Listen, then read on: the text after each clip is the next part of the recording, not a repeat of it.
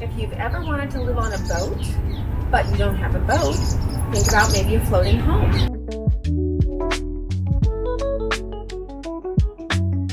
There's a lot of great communities around here with floating homes. I'm here in Felida. There is also a great community up in Ridgefield, and there's several along the Columbia River in Portland. This one has got a great view. We're looking onto Vancouver Lake. You ride the in unit, so you've got lots of outside space.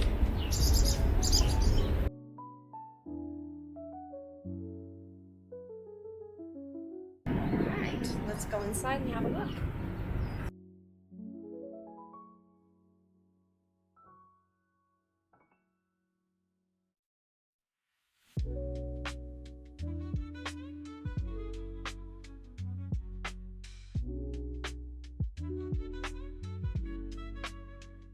This has the great floor-to-ceiling windows, so you get a lot of light.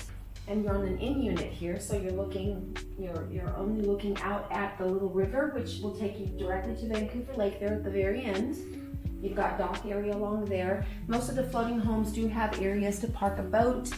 Here it would be kayaks and so forth, canoes. If you're in one of the floating home communities along the Columbia River, you can park your speedboat, your pontoon boat down there.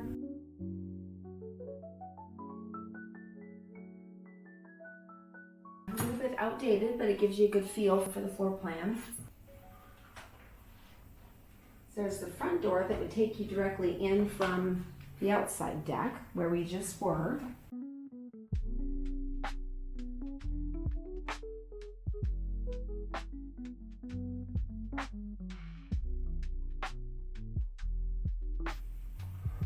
Okay, and then upstairs.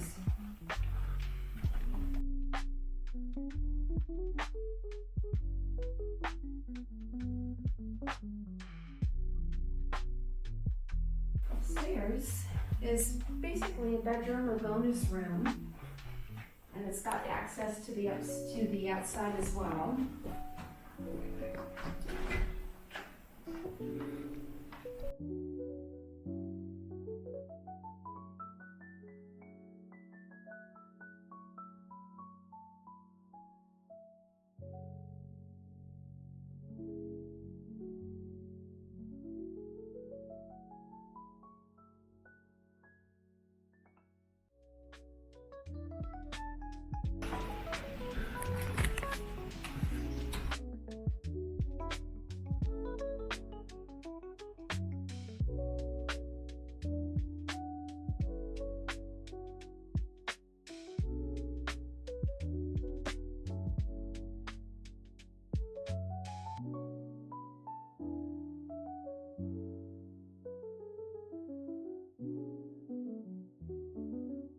Buying a floating home is a little bit different than buying a traditional stick-built home.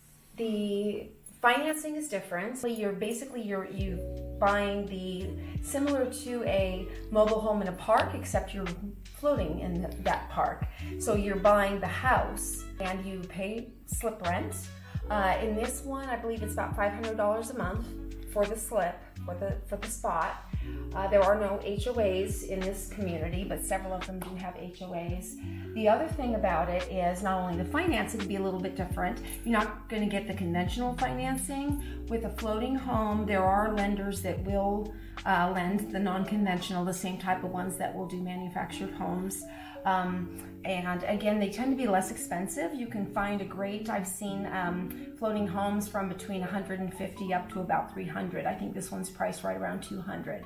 So you can get some great deals on the floating homes. The other important thing about floating homes is you will do a standard home inspection, just like you do with a traditional home. The home inspection will cover all the same things. It'll cover the systems. It'll cover, making sure electrical is safe and everything is working properly. The roof is tight. There's no leaks. It's in good condition. But you'll need a secondary inspection, which will cover the floats, because the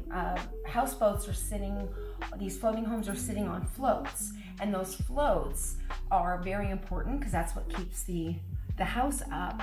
And if the float fails, it can be very expensive. I mean, it could be $100,000 a float. So that's one of those things. It's worth the $1,100 or so that it would take to get a special inspector. We'll go down there with this scuba gear and check out those floats and make sure everything is in good condition. So very important. Home inspections are even more important, I think, in a floating home than they are in stick-built homes. So yeah, they said we've got lots of options in the area. If you like the idea of a floating home, there's lots of different ones. If you'd like more information, feel free to reach out. My information is below. I will answer any comments, and feel free to subscribe, and I'll have some more videos coming up soon. Have a great day.